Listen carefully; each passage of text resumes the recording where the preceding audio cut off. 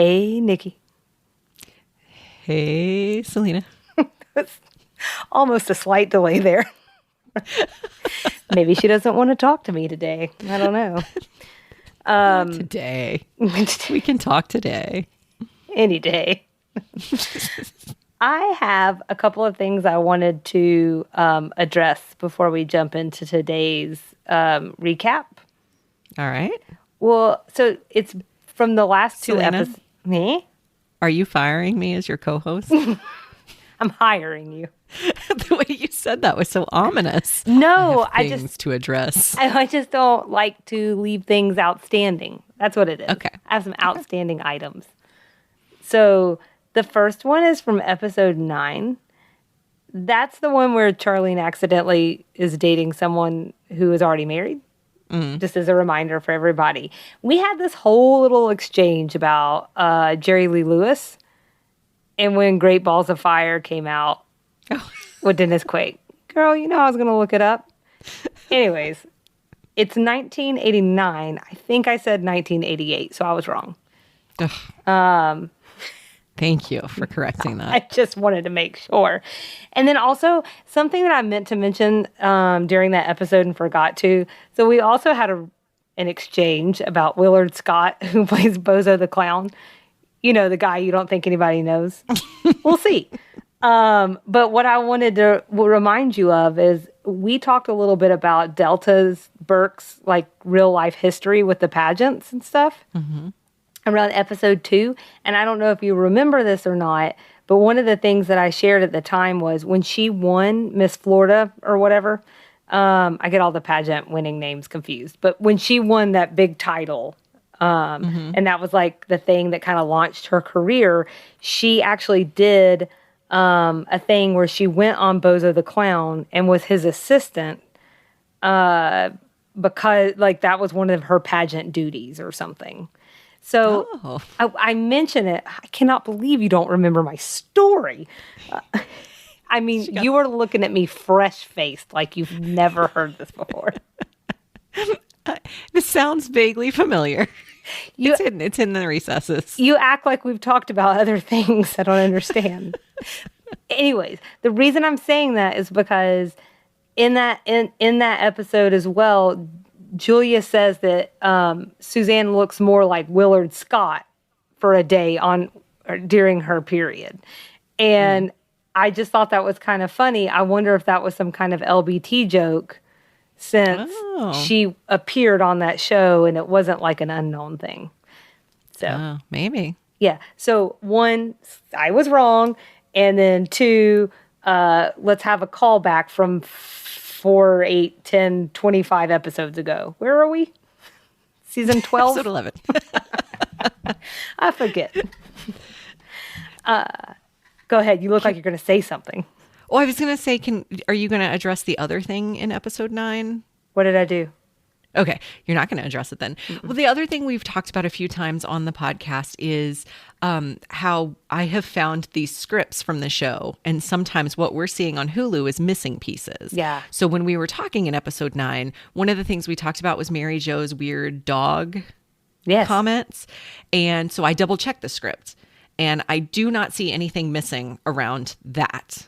I didn't see any like backstory or anything that would explain why that was so uncomfortable and so just so weird and kind of untethered to anything. But there was a piece of the script missing while they were, when they were sitting down, Mary Jo and Charlene sitting down at dinner to meet Ed. I was going to call him Ed. There is a piece of script missing there where they talk about Mary Jo says something like, at the first mention of sex, I'm out, which explains partly why she left so quickly as soon as sex came up. And it was almost like this. It was supposed to be part of a joke. So while you're on episode 9, I thought I would close the loop on that. Okay. All right. Look at us. Hey guys, surprise. Episode 9. That's what we're talking about today. No, just kidding. Just kidding. I had one more update for you. Okay. Which was just to share that after our first very fun in-person recording.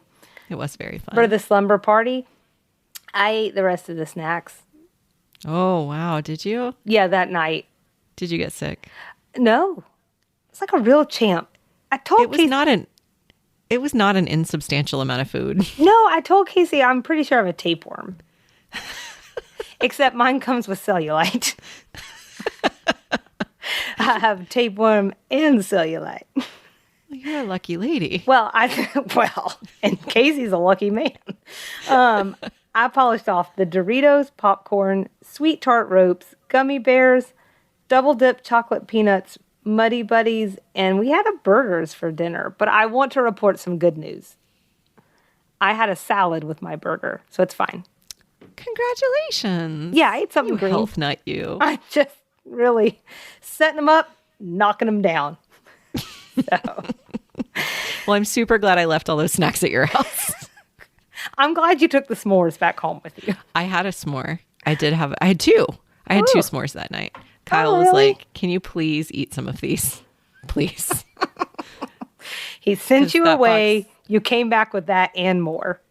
That box of graham crackers has been in our pantry for about 3 or 4 weeks now because I bought them for another occasion and we didn't use them. So when I went to record with Selena, my husband packed them up and said, you should take these. If you're doing snacks, take these with you.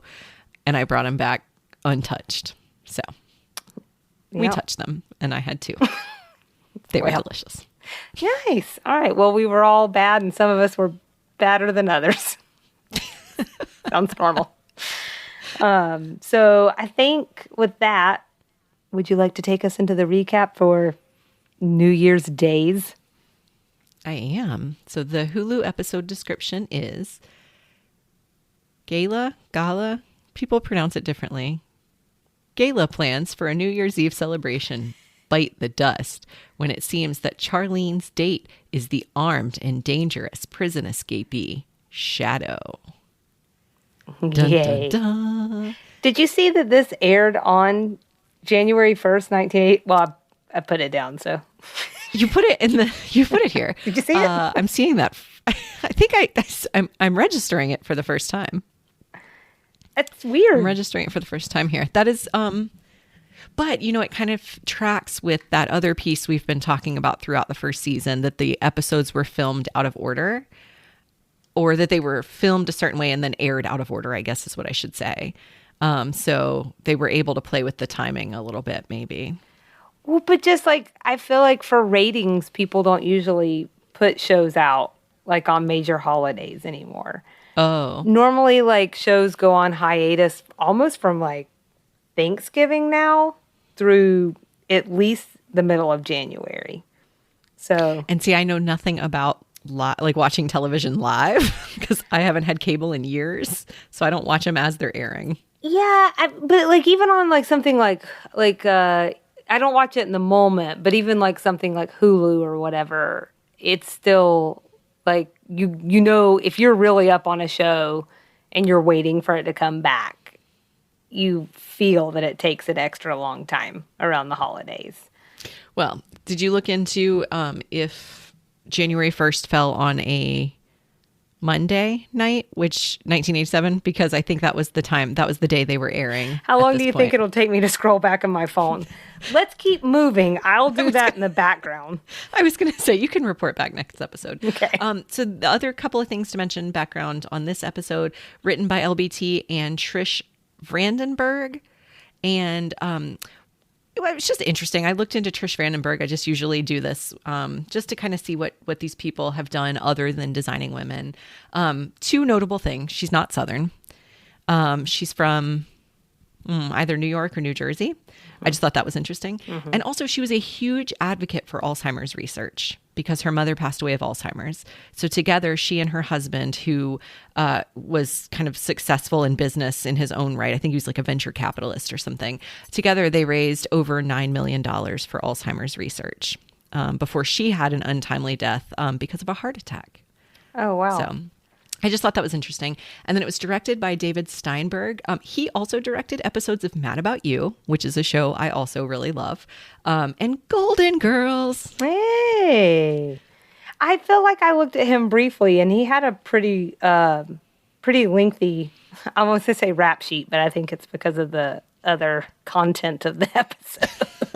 I mean, rap sheet in a really positive way. You could just say resume. There you go. Yes, he did. Don't mess with me, Nikki. It's 8:36 at night. Sorry.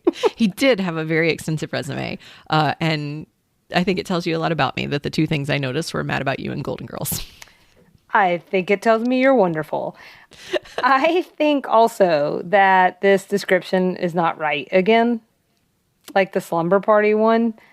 They don't learn, everything's already a bust before they learn about Shadow. So we'll get there. That's true. We'll get there. But that's true. Or maybe we won't get there. Maybe I'll say we'll get there and then we'll forget. I recently noticed that maybe that happened in an episode. It doesn't matter. All right. Take us away. So, that's it. It's New Year's Eve. The show opens. They're at Sugarbaker's. They're clearly getting ready for a New Year's Eve event.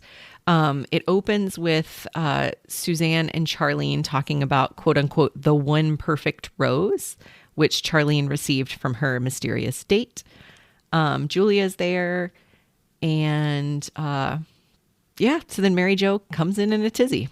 And there's kind of this undercurrent to the entire episode of Claudia, her daughter, going to a boy-girl New Year's Eve party, which is not a date. Well, it's okay because Suzanne jumps in and she describes her experience at 13. She was kissing in her New Year's with Tommy Garson. And then she starts to try and lead us around the sexual bases. Thanks for that. Yeah. Julia freaks out, of course. They kind of all do. Nobody really wants to hear it. I had two thoughts I needed to share with you on that. And with anybody else who wants to hear. One is that I don't think her bases are right. So I'm going to let everybody look up, but I'm just telling you, the breast action is not second base. I think the bases have changed over time. Oh, they were more innocent then. Yes. Okay. The bases have really... Selena. Oh, excuse me. The bases have really picked up steam. They've advanced with society. All these other things we're trying to be sensitive about to recognize that 1986, now 87, is a different, or on the fringe of 87 is a different time. But I didn't think about the bases. How insensitive of me. The other thing I wanted to mention is that Julia references the Masters and Johnson manual. Okay, so they literally watched people have sex to watch how people responded. It's a really important body of work because before that, they didn't even know, they knew nothing about women and sexuality. So all that research was really important. But you're telling me Julia has gone through all of that, but it's this reference book, or it's this reference to breasts that just throws her over the edge. That was the thing. Yeah. It's just too much. Yeah. So I just thought that was kind of funny. But so we're slowly, this whole opening is about drawing in one character at a time. So next Anthony pops in. Anthony's back. He's back. We haven't seen him in a while. I know, he's been gone. Maybe he's been at this fancy gourmet shop the whole time. Yeah, well, he got sent there and comes back with kind of just a sad commentary about racism and classism and all the things. But it's real quick and kind of funny, which is, I think, the way of an 80s sitcom. Yeah, I like the way that he said, because basically the shop owner thinks that he is holding up the store. He doesn't realize it, so he drops to the ground with everyone else and then looks around at the patronage and he notices something a little different between himself and everybody else. And this is what Anthony says. He said, like a reverse Oreo. So which I would eat. Right. So the police, they realize a professional thief probably wouldn't pull a heist for 4 quarts of eggnog and goose pate. Yep. So to your point, it's quick, it's over with, and it is kind of a sad commentary on things then, things now, but I just love Anthony. So yay, Anthony. Great. We're glad to see you back. He's pretty great. Yeah, I wanted to, so everybody has a date for the night. Anthony's just dropping off stuff. That is one thing. Okay, what's going on with this delivery job? Is he delivering drapes or pate? Was there an inconsistency? no, not with that. It's just like, why is it his job to drop off pate and eggnog? Well, I think it sounded like Suzanne sent him. I don't think she cares who does the jobs for her. She just needs someone else to do it. So it could have been anything. Like, it could have been that he was already out doing deliveries. And so he said, on my way back, I can grab it for you. Could have been anything. Yeah, fair enough. But I was going to say he did have a date. They just didn't mention it here. Yeah. It gets brought up later. So fair enough that he will have a date. I had a rundown though of everybody else because I just thought maybe we could talk about. We know Charlene has a date, but we don't know who it is. We just know his name starts with an S. We learned that Suzanne has herself a bit of a wealthy man. Another Howard. Was the Howard Hughes the reference? I think the Howard Hughes reference was later. But we got another one. We do. I thought that was funny too. I noticed that back to back Howard Hughes reference. But so this guy, his name is Worth Carrington. These names, they're so crazy. He's 82 years old, very wealthy. Okay, I just need you to know. So I was just thinking that means this man was born in 1904. Holy moly. Right? I guess that's true. Right. And it's just so much time has passed now, but I just needed to share that because I was like, 1904? It's before the car. We've looped. Yeah, we've looped a century. Things are happening. Oh, Worth. I don't know. Mary Jo, of course, is taking JD, but his ex-wife is still trying to get back with him. I think they're planting some seeds for the next episode. They've been sort of planting them. And we get this whole thing from Julia where she tells Mary Jo she needs to be sweet, patient, and understanding. And then she shows us just how sweet, patient, and understanding she is with her date, Reese. She has no patience for him. And I really wouldn't either. He said he was going to be back and he ends up in New York. So I think I'd be a little mad about that too. Yeah. Then we got some kind of weird tax code joke that I didn't exactly understand, but it was something about that. But she's out. She's not going anymore to the gala. It was so abrupt and nobody tried to convince her. Could you imagine if one of your girlfriends was like, I'm just not going to go. Would you guys let her not go that quickly? I would probably say something. The other thing that strikes me too is if you'll remember when we were talking about the slumber party, I was like, why did they have her asleep the whole time? And now they have her not go. The party's quick. It's not a long scene, but they have her out of that as well. And I'm like, was she filming something else? I don't know. Oh. Just thought it was kind of weird. Yeah. So before we move on though, to the New Year's Eve party, do you have any thoughts on all of those beautiful New Year's Eve outfits we were seeing? So my parting thought in my notes from this scene was no conversation about New Year's Eve would be complete without a conversation about outfits. That was true in 1987. That's true today. I have thoughts. Mary Jo's headband. That was a look. That was a look. Yeah. It was kind of Madonna-esque, but also... Missing the mark. Missing the mark. Agreed. I also feel like they kind of dress her a little bit they infantile. Infantilize? Thank you. Really? Yeah, I feel like sometimes they're just dressing her. Remember the Peter Pan collar from her date? They had her in a giant doily at one point in time, and now they've got her in this lovely headband, and I don't know, and it's just, she's so cute and petite and stuff, but they keep putting her in these potato sacks. I don't know. See, I was kind of thinking more of the mom look.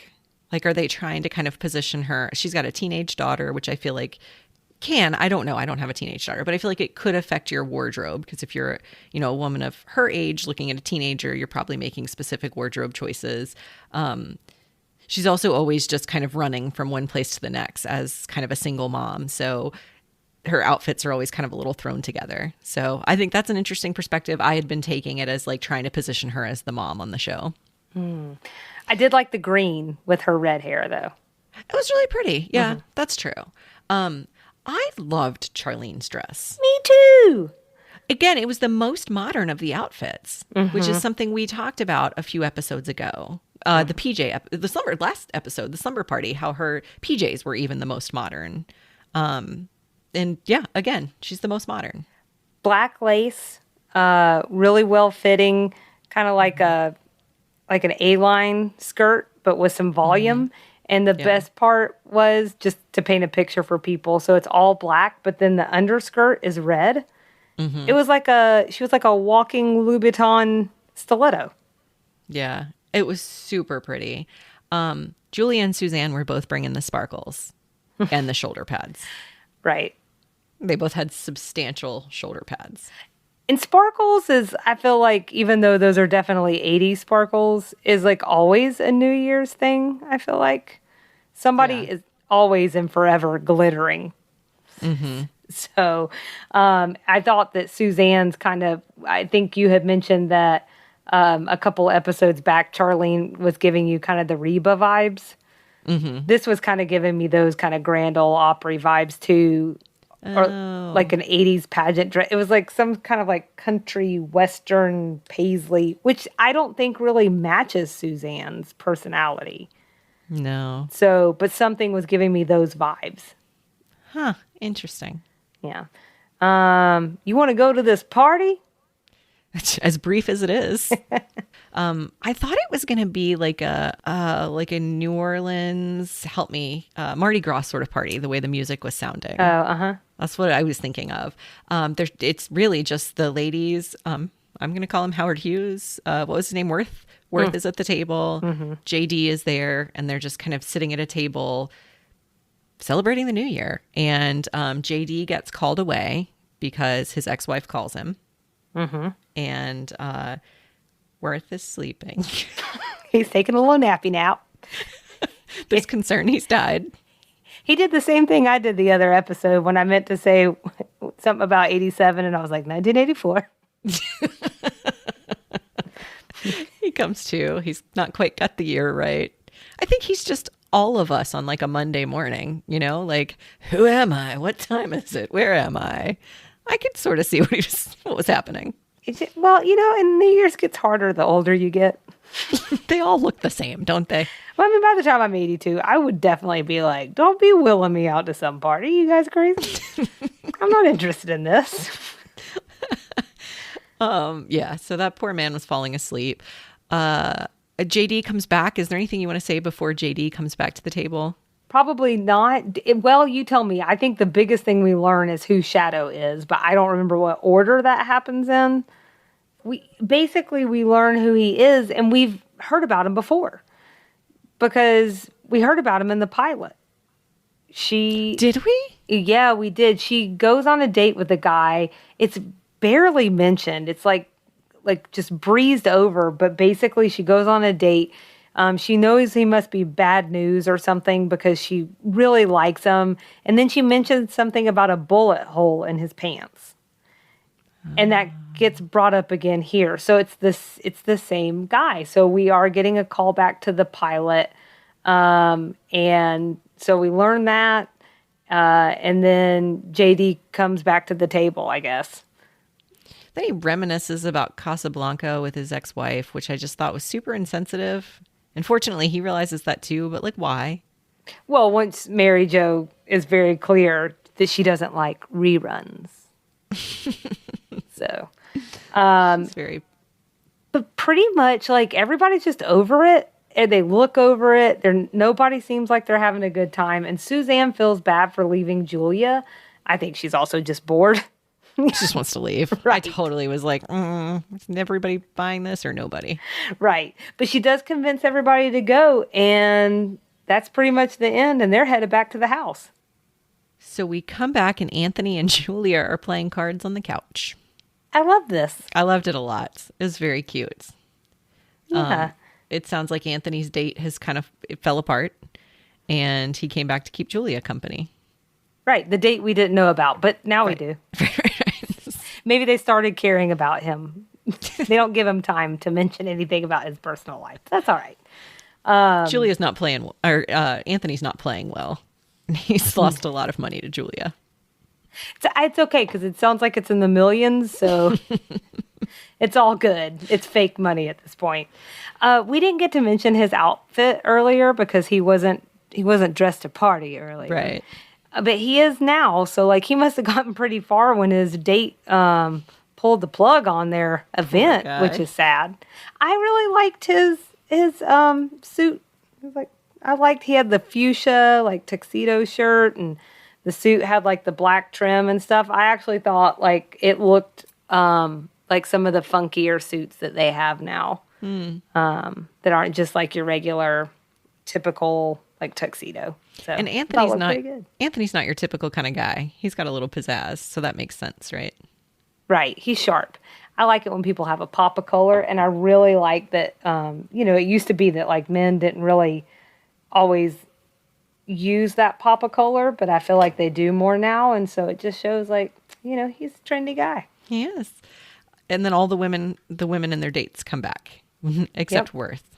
I think, because right before they left the party, they left a note in his little horn thing. I forgot about that. Oh, yeah. When they just like left him. We forgot to mention that previously. Yeah, they just left Worth sitting at the table. Well, that's funny because we kind of get like a whole like, little, where's this person? What's going on? And Suzanne, the way they put it is that her date went home. And I'm like, no, you just left him.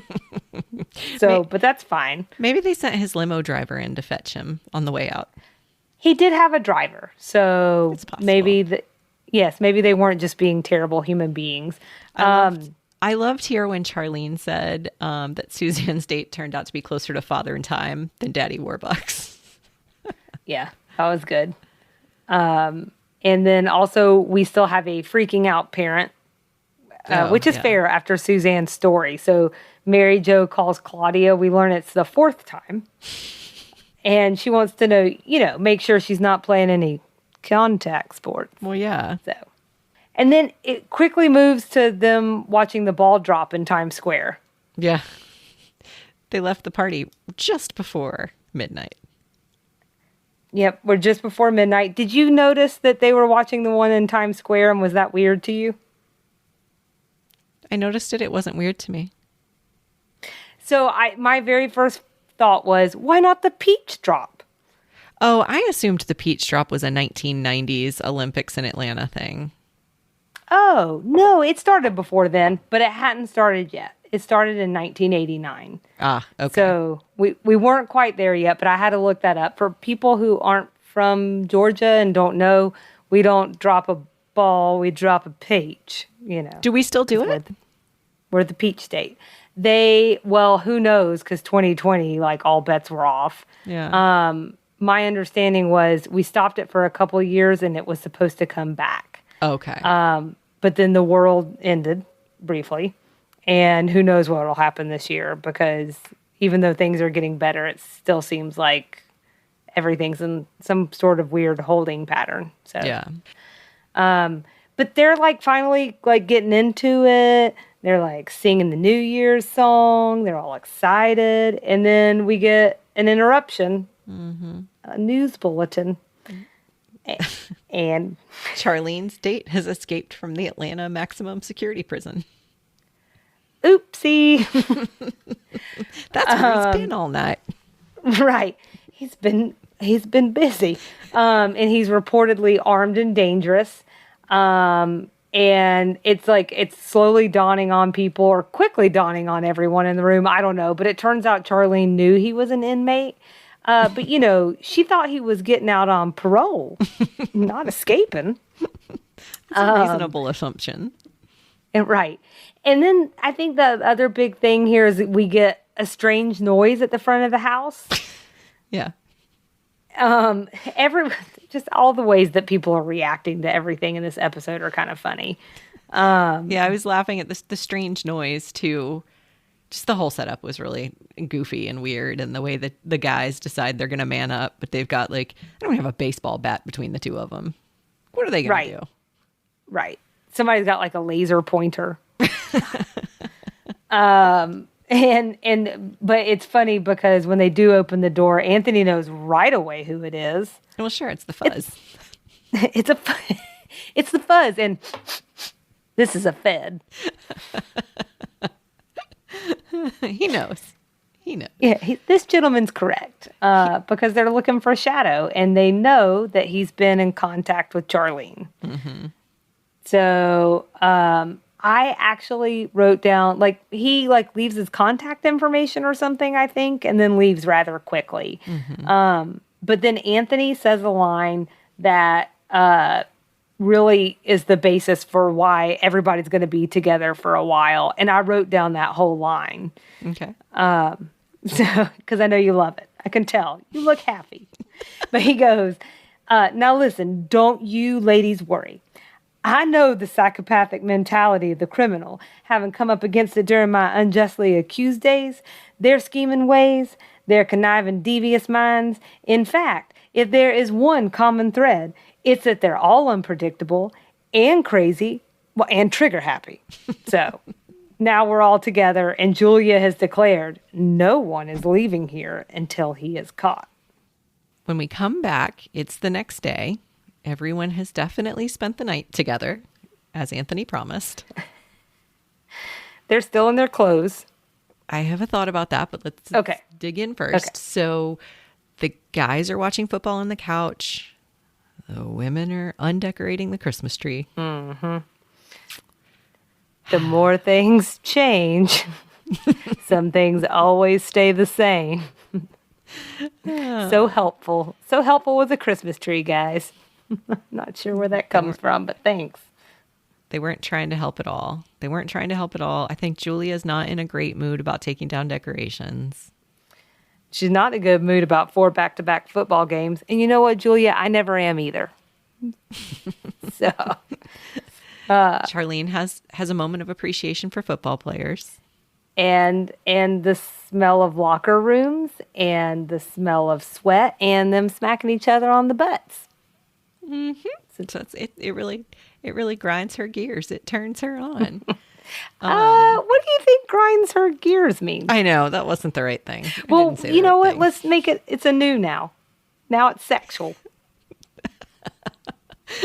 I didn't say the right thing. Let's just move on. But so you make an interesting point. Could Julia not share her clothes? Julia's not wearing the same clothes from last night. So I guess it would be hard to, everybody's kind of they're all different sizes, different heights. So, but I think I would have tried to find something. Then she got some grubbies around. I was just thinking the word grubbies.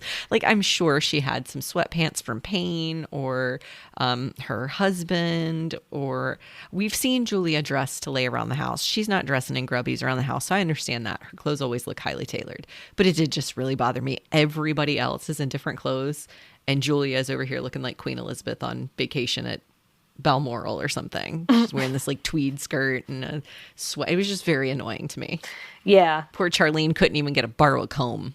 Her hair's all messed up. Yeah. I mean, it just I can't think of anything worse than having to be in party clothes all night long. And obviously they're all sober because they're all scared. Yeah, I know. It sounds terrible.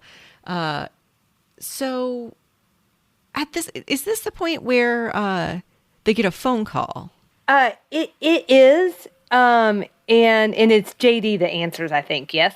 Yeah, I think that's right. And he reports back that the police have caught Shadow. All is well. Everything's fine. Yeah, everything's fine. And I think here it comes out that Shadow had told Charlene that I think they get a little grumpy with her again about dating a prisoner. And she says, well, he told her he was doing undercover work.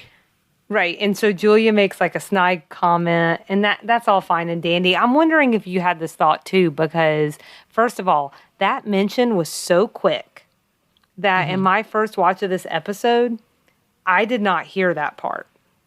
That he was undercover? Right. And so I was going to mention that later. Yeah. Same thing. Yeah. So so you didn't notice it here either the first time? Okay. Mm-mm. So I missed all that. I thought that we were having another transcript issue. Me too. Okay. So but let's gloss over that. You and I missed it, whatever. I think that actually says to how little time they spent on it. But in addition to that, let's just go into the reality of the show. you're going to wait all night to tell everybody, it's okay, guys, he's an undercover agent. Oh. Like, I just feel like if that is the case, I know right now they're just like, okay, dummy. But, you know, it just feels like maybe have told them that 7 or 8 hours ago. But maybe she thought they would make even more fun of her because they were already kind of being ugly about the fact that. I think she was protecting them. Disagree. Oh. Yeah. Because she's such a good friend. She's the best friend. So that's my sense, is that like he probably swore her to secrecy and she felt like she couldn't say it. But I just feel like in this particular situation, which feels serious enough, like sometimes you got to let the cat out of the bag a little earlier. That's all. Yeah. Definitely would have changed the night. I certainly, as them, would have been like, you're just telling us this now. So it was also funny to me that none of that got remarked on or anything. Well, they don't care because they get this sense of security that means the boys can finally leave to go get some pizza. That's true. And then we get a weird comment that I wanted to talk about just real quickly. Well, I don't want to talk about it. I mean, we can. I don't think there's that much to say, but I did think it was really funny.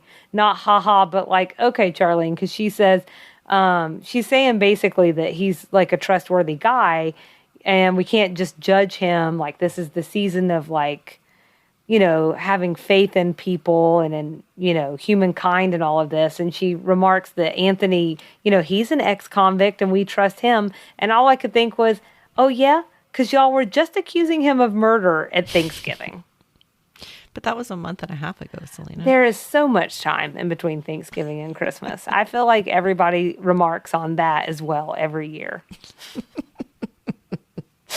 But they do go off to grab a pizza before the Cotton Bowl starts. So take it away. Sorry. I was just going to say, and then the women decide they're going to share their resolutions with one another. So they do something akin to what they did in the slumber party episode, where they all sort of gather around a table and share all of these things they want to change about themselves. Suzanne's is very in-depth, as one would expect. She's going to pluck her eyebrows differently. That's right. Not surface at all. Mary Jo's going to worry less about pleasing people, unless that's displeasing to people. Right. Julia is going to try to be less judgmental. But then she is. That's going anywhere. And then Charlene says she won't go on and on and on about her endless thoughts. And then as she goes on and on about her endless thoughts and gets cut off, she then says she's going to be less trusting of people. She's not going to be quite so naive. Yeah, I think we're missing one part here, though. Uh-oh. Well, which is that Mary Jo notices on the TV before they go around the table and all give their resolutions that... Oh, shoot. Yeah, you're right. Yeah, that Shadow is actually still at large. I don't know how the police messed that up, but in their phone call. Oops! I hate it when that happens. Well, they don't question it very much. Well, one of the reasons I say that is, I mean, I guess like if you're scared, maybe you need a distraction, but I did think it was kind of funny. They're like, he's still in the large. All right, guys, let's talk about our New Year's resolutions. Well, they had nothing else to do. They couldn't go anywhere. Yeah. Their male protectors were gone. Yeah. You got to start 87 off on the right foot. Right. And I'm sorry, I didn't mean to cut you off because this is a really important part. So Charlene is talking about how, she's going to be less trusting and all of that, as you were saying. But then everybody's like, no, we don't. That's the thing we love about you the most. After they've told her all season she trusts people too much and she's overly naive. Well, sure. But thanks for taking the hint, but we really love that about you. And then it gets weird because then someone sneaks up behind them and says, he agrees. And it's Shadow. To be fair, it wasn't a total surprise because Julia heard another noise. Yes, and then they kept playing the game. Right. So it's Shadow. He shows up. It turns out he really is undercover. And he really is on assignment. Yeah. And he has sage wisdom advice. He has some advice. I didn't write any of it down. I just said he had some insightful things to say about friendship and how Charlene is the true friend.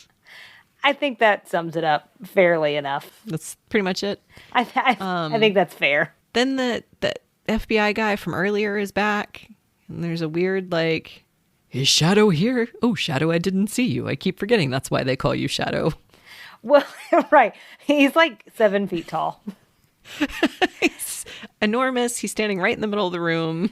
Well, and I think we may be saying something out of order. It doesn't really matter whenever the weird friendship like diatribe happens, but he gets that gun out of his pants when the FBI agent comes in. Oh, right. He heard that. Yeah. Waves it around all weird. He's trigger happy. I'm like, have you ever held a gun? It didn't seem like it. It didn't seem like it to me. And basically, I mean, the two of them like just go off after. Like they don't go off, but they leave. Right. Right. So the Bureau has staged his breakout because he was on an undercover assignment and got reassigned. So they broke him out of jail, but the local police are seriously looking for him. So they're going to have to squeal him away. Yeah. And that's how it brings together that random guy from the beginning and all of this randomness at the end. Yep. And there's a little sweet like exchange between Shadow and Charlene before he leaves. And I mean, it was funny. I should have written down what he said, but he said like 3 really trite things. I mean, I felt like he left and he was like, hey kid, dance in the rain and like nobody's watching. Here's looking at you. Yeah. Don't forget me. I didn't know, like, I don't know if they were trying to emulate some character, I don't know, like Paul Newman from like some movie in the 60s or something, but that's kind of what it felt like. But, well, that's what he says too. Like, he doesn't know when he's going to see her again. Also at all this point in time, I just want to say before he's gone, where is Mason? Oh, weren't they going on a date last episode? Yeah. So, like, she didn't want to use him as her New Year's date? Selena, the episodes aired out of order in which they were filmed. I don't know how many more times to tell you this. But also, they don't care. Yeah. So, they definitely don't care. And I'm also wondering, was the last episode the last time we're going to hear about Mason? I don't know, but yeah. Maybe. Yeah. But basically, like, as soon as Shadow leaves, we cue that emotional music. Mm-hmm. And it seems like everybody, like, goes into a suite, like, we really are lucky to have each other for another year. And they all cheers to 1987.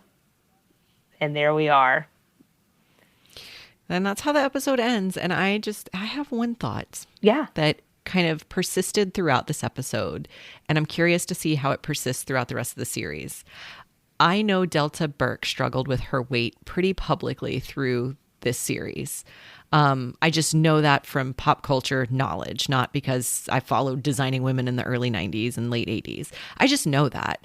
And Julia fat shames her, or like fat shame adjacents her, comments on her appetite, her eating several times in this episode. Mm-hmm. So kind of piggybacking onto the PMS episode, or the PMS clip, where she goes on and on and on about like her water retention and how just all of these things. It just really bothers me. Mm-hmm. And I think that there were several shows during this time period. I think I mentioned Growing Pains maybe in our last episode. Growing Pains is another episode, or another example of how jokes were kind of put on this one character who was a teenage girl. Her brother made all of these fat jokes about her, and she ended up having an eating disorder as she was kind of growing through the series. Tracy Gold, and it's a really sad story. It's also, I think she worked through it, obviously, so there's a good ending, but I think this sort of symbolizes something bigger that was happening in TV. Yeah. And I just kind of want to keep eyes on that as we go through the show, because it was a little like, all right, Julia, she's just having a good time on New Year's. Like, stop shaming her for eating all the time. But I'm just so curious how that's going to play out, and if that's going to play into some of the behind the scenes stuff that goes on with Delta Burke later. I'm really glad that you mentioned that. I definitely noticed it. And because Julia basically, in this really sweet moment, like she almost goes after her again, and for like eating more pate or whatever. And I just sort of swept it to the side. So I'm glad that you decided not to, because I am curious if that, to your point, like what it did with Tracy Gold, is that starting to eat at Delta Burke? Was she already maybe noticeably gaining some weight? We don't know. We weren't we weren't there. Right. But there were accusations from Delta Burke of feeling like she was in an abusive situation. And so I think it'll just be interesting for us to kind of take a closer look at that when we get to that era of the show. I couldn't end the episode without touching on that. I ignored it the first time because it felt really egregious at the end when, like you said, they were having this really nice friends moment and she was going to make another joke. I couldn't ignore it then. And I do think it's going to become relevant as we go on. Okay. Well, and as you're being a really empathic and kind person and saying things that mattered, my highlighted point at the end was, okay. But is Shadow like the worst undercover agent ever? Like, I just feel like this doesn't make any sense. Why was he communicating with a civilian? Why was he telling her that he was undercover? That's a huge no-no. This other FBI agent's okay with it. They're like, cool. Yeah, just tell whoever you want. And then he is really putting her in danger by visiting her on the way out. And I think it doesn't really necessarily line up how they met in the first place. Because the first episode wasn't even that long ago and they were like dating. I don't know. So, or they have been on a date. So it's a sitcom. I get it. It doesn't have to be realistic, but this almost felt like fantastical to me or something. Yeah. So it was silly. Yeah. It was silly nonsense. Silly nonsense. I totally agree. So that was pretty much it. So, Nikki, are you ready to rate this sucker? I am. I think I am. Okay. What's your rating scale? Dates with Father Time. All right. What's yours? All right. My scale was questionable FBI agents. Oh, good one.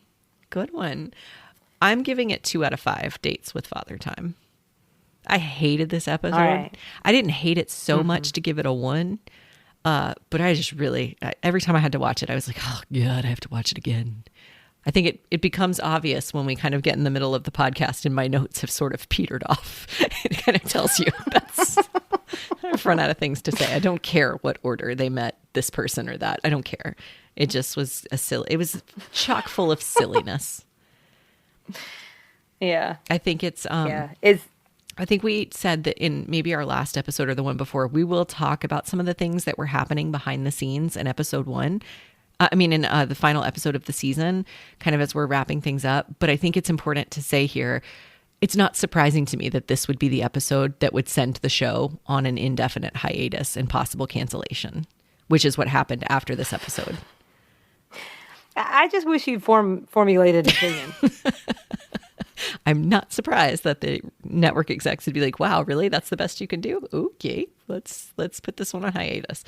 So spoiler alert, the show obviously comes back after some amount of time, and it comes back with a doozy that we'll get into next time. But this was not the best episode, and I just really don't care for it.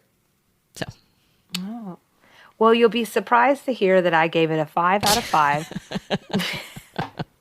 So I did give it a 2.5 out of 5 questionable FBI agents. I don't know why. Let's give the 0.5 for Anthony. It gave it a little boost. I thought it was okay. I think we've covered to a good extent, especially in the last act, where things just didn't really seem. It's not even just like 80s sitcom, not realistic. Or unrealistic. It's just like dicey, in my opinion, to keep the audience in the dark the way that they did for such a big part of the episode with who Shadow was and then like this undercover agent plot. Like, it's like they didn't trust us.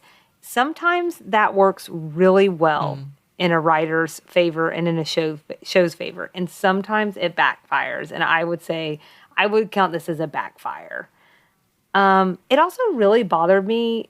I mean, not really bothered me. I winced at a show about women, and there's like this whole plot line unfolding, but it's a man, and more importantly, a strange man who comes in and delivers the take-home message of the episode. No. Like, that's just, I don't know. I didn't love that, and it did feel.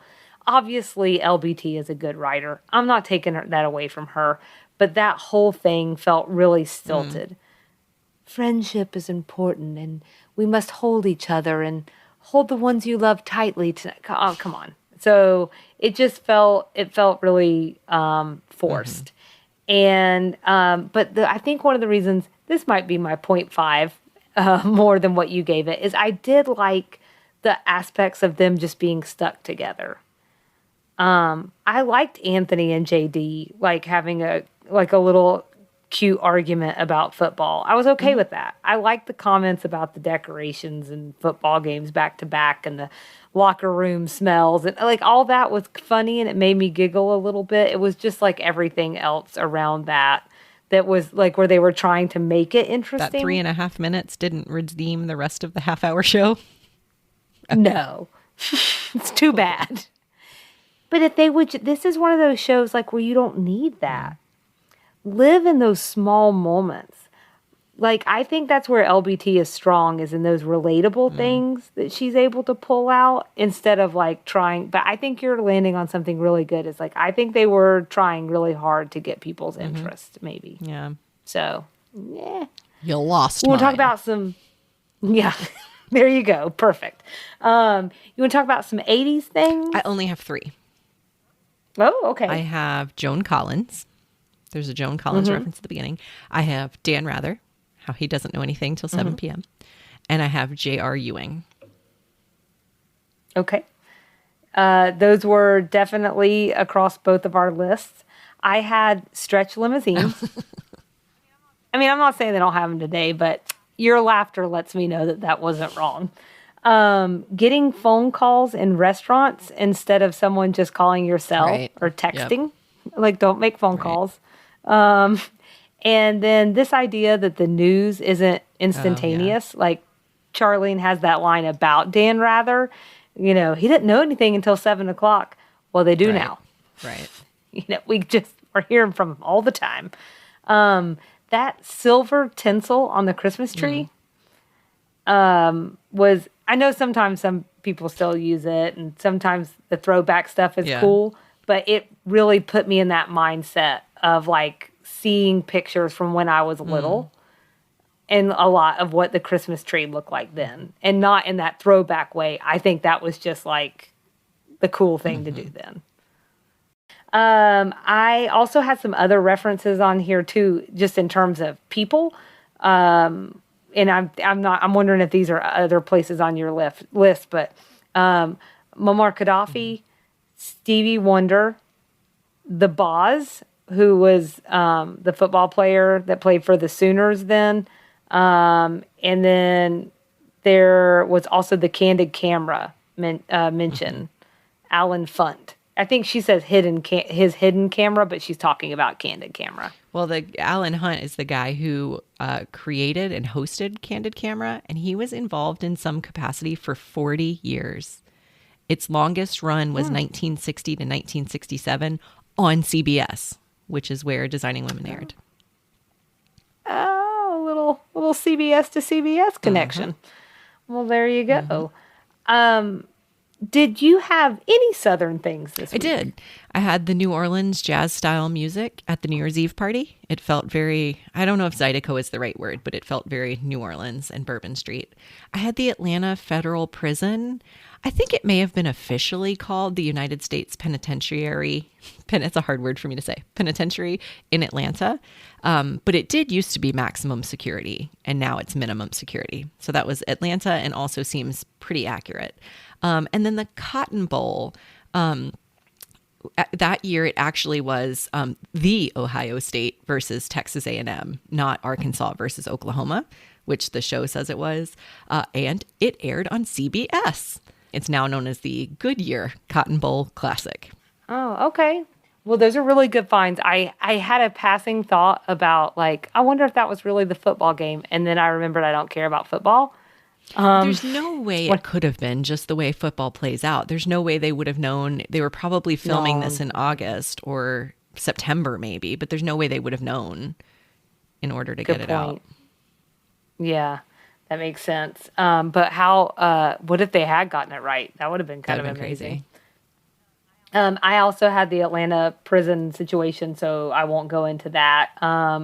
That's cool that you were able to find that it was a max security facility then, because I think I found, I don't know, so many of these prisons are named like things that are similar or sound similar, but I had read medium security, all that to say that we both did some prison digging, I see. So that's the important thing. Right. This one's for you. The only other thing I had was Julia. Her kind of mentality there at the beginning felt like Southern Parenting 101, which is do as I say, not as I do, which was her guidance for Mary Jo about being kind, sweet, patient, whatever all those three virtues were. And then she turned around and was like totally unforgiving to Reese. I know that's probably not just a Southern thing, but it felt like a Southern thing. And I'm trying to grasp for some Southern things. Come on, LBT. Come on. Bring them to us. We want to talk about them. And then that was all I had there. And then I have a bunch of different references. I think we both mentioned in passing that there were just a ton of references in this episode. So many. Some of the ones you just mentioned, I missed. Okay, we'll see. It's in the ones that you mentioned, I missed. Some of the ones you mentioned crossed over into my unknown references. So I didn't know Masters and Johnson's. So I had to look that up. As you said earlier, it was research into the human sexual response. And this was kind of like the body of work. It's the focus of the show Master of Sex on Showtime. Muammar Gaddafi, I had to look that person up, a Libyan revolutionary. It's a name I know, but like if you ask me who it is, I couldn't tell you. The Boston Strangler, again, something I know, a mass murderer, but I looked into the specifics, a murder of 13 women in the early 60s. Guy Lombardo, there was a Guy Lombardo reference at one point. He hosted New Year's Eve events on CBS through the 70s when Dick Clark kind of took over. Guy Lombardo was kind of the guy. Dick Clark came in and took everything over. Bert Parks hosted the Miss America pageant from the 50s to 60s. He was born in Atlanta, so that could be a Southern tie. He's the one that sang There She Is, Miss America. Babyface Nelson, I knew the name, an American bank robber notable for killing more FBI agents than anyone in history. Candid Camera, and Elliot Ness, who was the American Prohibition agent famous for bringing down Al Capone. Yeah, that's a lot of good ones. I'm going to go back and just fill in if there was anything that I had on my search, but I think you got most of my things. The Miss America thing I think is just fun because it feels like a tag to our pageant episode. But Guy Lombardo, it's so weird because I still, even today, think of Dick Clark as being synonymous with New Year's, even though he's passed now. I just loved him so much. But he actually his run was shorter than Guy Lombardo's. Guy Lombardo's was 48 years. That's a long time. It really is. And I think it's more of that old school New Year's kind of tradition, and he was really famous for always singing Auld Lang Syne. I sound so smooth when I say that. It just rolls right off my tongue. And then I had also looked into the Boz a little bit because I didn't know much about him. But when I looked him up, so he actually goes into the NFL. He plays for the Seattle Seahawks for 3 seasons, gets a shoulder injury, and then he has to retire. He's a little bit of a controversial character, But I'm mentioning him too because he winds up being like a little bit of an action star. And even winds up being in The Longest Yard in 2005. So there you go. It's very exciting. I can tell by your slow blink. I thought about looking him up, and then I was with this episode, that was a bridge too far. Well, there was all these other ones to look up. The one thing I wanted to say about Babyface Nelson, in addition to what everything you said, is that he was partners with John Dillinger, who is like one of the most infamous criminals in all of American history. Also played by Johnny Depp at some point. And then I had one more reference, which was going back to the Howard Hughes thing. I'm like, why is she talking about Howard Hughes twice in one, or like 2 episodes back to back? I thought that was kind of strange. And so when I went to go look, like if there was something about him that year that had kind of come to the surface, because he had already passed. It turns out April of '86 marked a decade since he had died. My guess is that LBT had him on the brain while she was writing episodes. I could totally see her. She was probably writing as early as April. And so I think that just crept into her body of work. Plus, to your point, Selena, if you will ever remember this, the episodes, they aired out of order. They did. So it may have not been back to back, but even twice in one season is kind of weird. And so that's a heck of a lot of references, but that's also all the references. And with that, we're going to just go ahead and wrap this sucker up, Nikki. Let's wrap it up. Yep. And just want to let everybody know that in the next recording, what we're going to do is we're going to cover episode 12. That's a special one. It's a 2-parter. It's called Old Spouses Never Die. I hope I gave that enough mystery, enough intrigue for you, Nikki. That'll do. That'll do. Okay. And then also, interact with us on social media if you feel like it. And that would be on Instagram. You can find us at Sweet Tea and TV, on Facebook at Sweet Tea and TV, or email us at sweettv. How do you do this every week, Nikki? You can email us at sweetteatvpod@gmail.com. You can also find all of this on our website, which is www.sweetteatv.com. That's probably the easiest thing, to be honest, guys. So, and then you can just, tell us your comments, show us your Southern things and all of that. And I guess we'll just see you guys around the bend. Bye.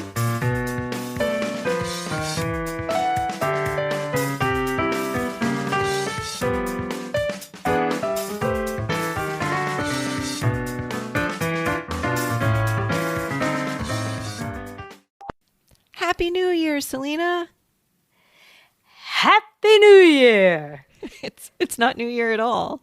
It's June, pretty far from New Year's.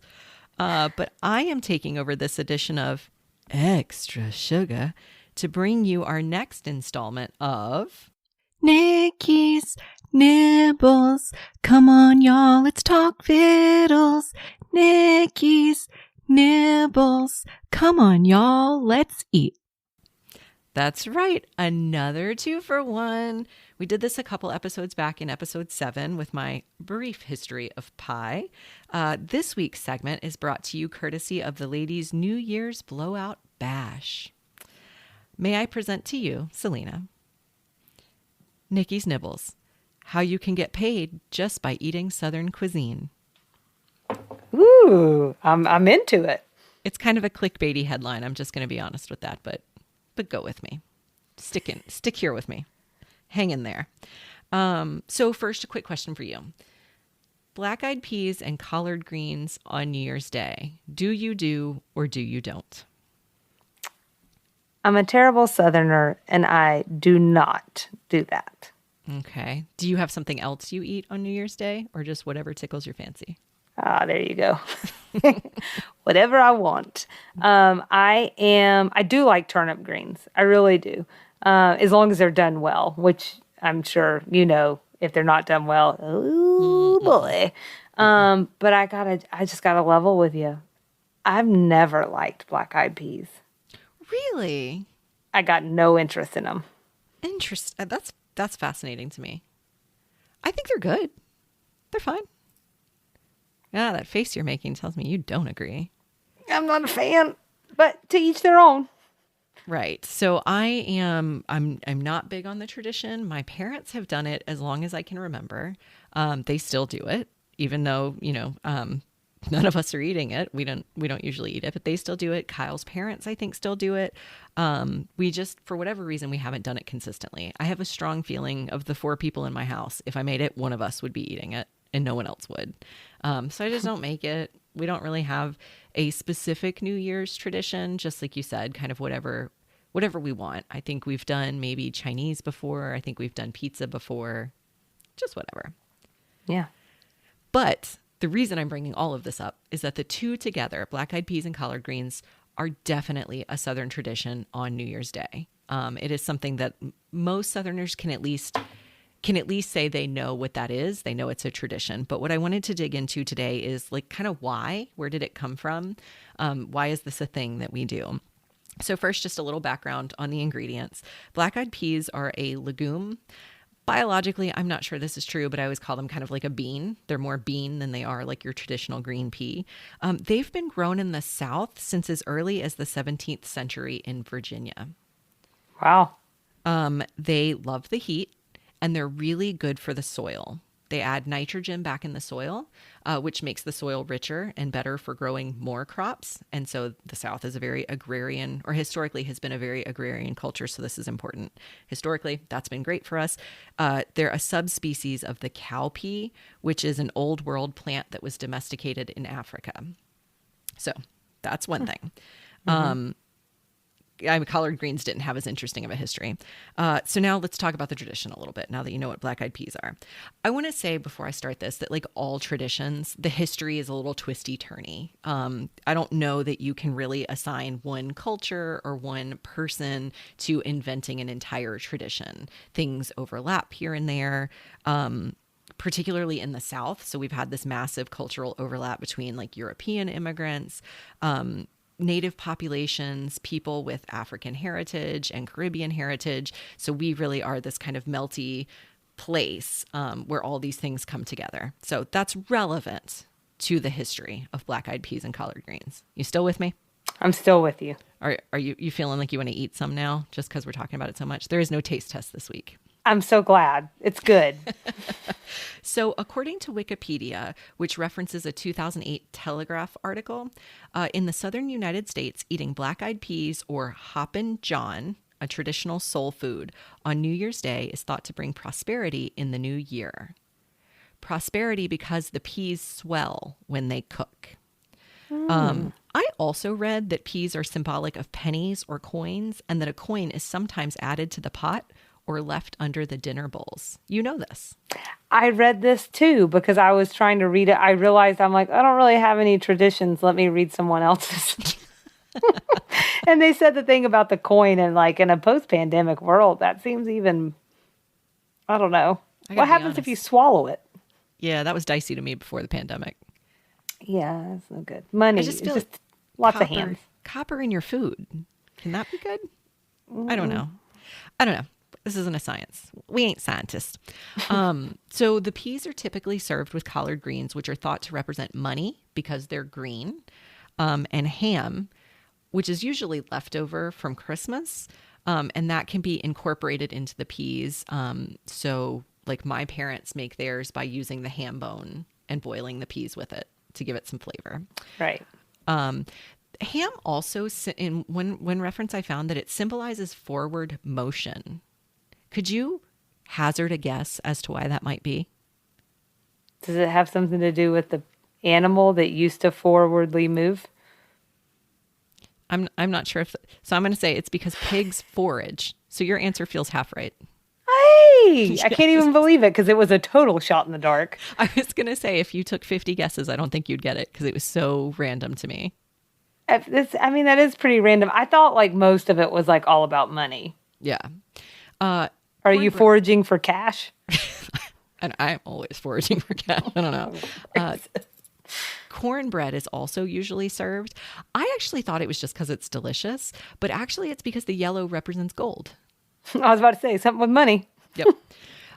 So there's a ton of regional variation when you prepare black-eyed peas and collard greens. So I mentioned a second ago in my family, we literally just eat the or my parents, not really me, the peas cooked with the ham bone left over from Christmas.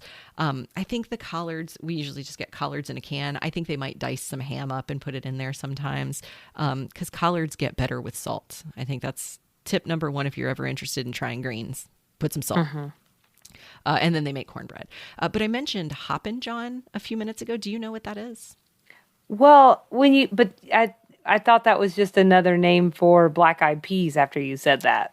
It's not. It's similar. It's a combination of black-eyed peas and rice, and it's served with collard greens. So is that like a Louisiana thing? It's a low country thing. So it's like a Charleston, Savannah sort of thing. Okay. So it is typically served with collard greens, and again, a New Year's Day tradition.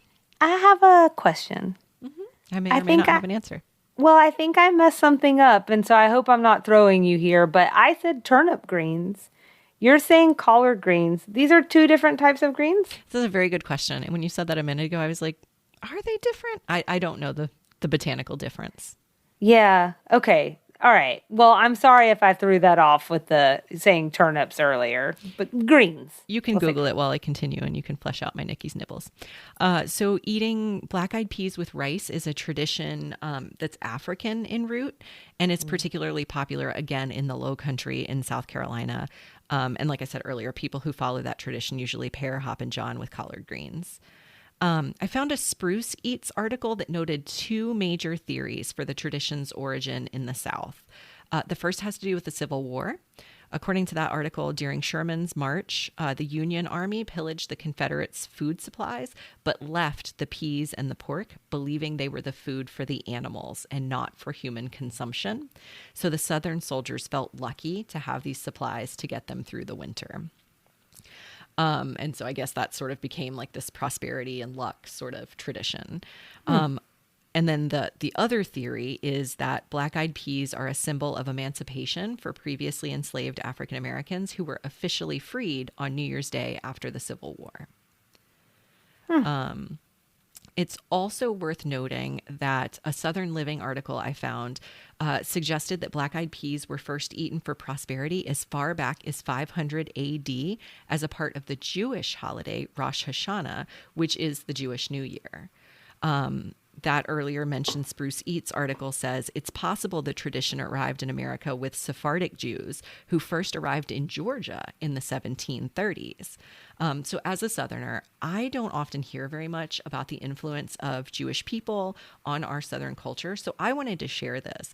And actually, as I dug into it a little bit more, I found out that in 1800, South Carolina had the largest Jewish population in the United States. I'm a South Carolinian, and I didn't even know that. So again, just this sort of like reminder, when I kind of started digging into this, I thought it probably had something to do with slavery and with slave cuisine, because it's the South, because it is usually kind of associated with Deep South. So I assumed there was something to do with that. And then I think white culture has adopted some of that soul food cuisine over the years and sort of made it its own thing. So I assumed all of those things were coming into play. This possible connection with the Jewish culture did not enter my mind at all. So I wanted to share that. I thought that was very interesting. It is very interesting. So again, I think there was one more thing that was news to me that I want to share. There are actually sub-traditions to this tradition. So some say you should actually eat exactly 365 peas on New Year's Day. If you eat fewer, you'll only be lucky for that many days. And so that would mean on a leap year, you might need to eat an extra one. However, if you eat any more than 365 peas, it turns those extra days into bad luck. Ooh, a non-mathematician's nightmare. Right. Others say you should leave one pea on your plate to share your luck with someone else. And then yet even others say that if you don't eat every pea on your plate, your luck will also be bad. Finally, it's also said that if you eat only peas and skip the pork, collard greens, and the accompaniments, the luck won't stick. They all work together or not at all. So pick your poison, whichever sub-tradition you choose. Just don't pick the wrong one or your life's going to fall apart. What happens if you wind up choosing sushi? Well, I don't know. I don't know what to tell you, Selena. How's your luck been so far? If only y'all could see my eyes right now. It's been so good. That's funny because one addendum, I think, to all of this is I feel like I saw a lot of hubbub on social media this year and just talking to like people that, friends and family, like anyone who put off this tradition the year before the pandemic was like, I've really got to return to my peas, my ham, my cornbread, and my greens. So, yep. So I actually don't mind I love black-eyed peas. Collard greens, again, like if you season them well, they're actually quite delicious. And then of course, who doesn't love cornbread? So the meal in and of itself, I'm down for. I just don't make it because my family won't eat it and I'd be eating it by myself. But I think I might have to start making it a tradition. I think I'm not going to worry so much about how many of them I eat. I think I'm just going to consider myself lucky to get to the table and eat it. But regardless, I hope all of that shares a little bit about the tradition with everyone. And I hope folks will consider it if it sounds delicious to them, but also do a little more research because like Hoppin' John, there's also this whole kind of like sub story to Hoppin' John and how the original rice that was used for it went extinct and they didn't have that rice anymore. So they had to cultivate it again so that they could make Hoppin' John as close to the original as possible.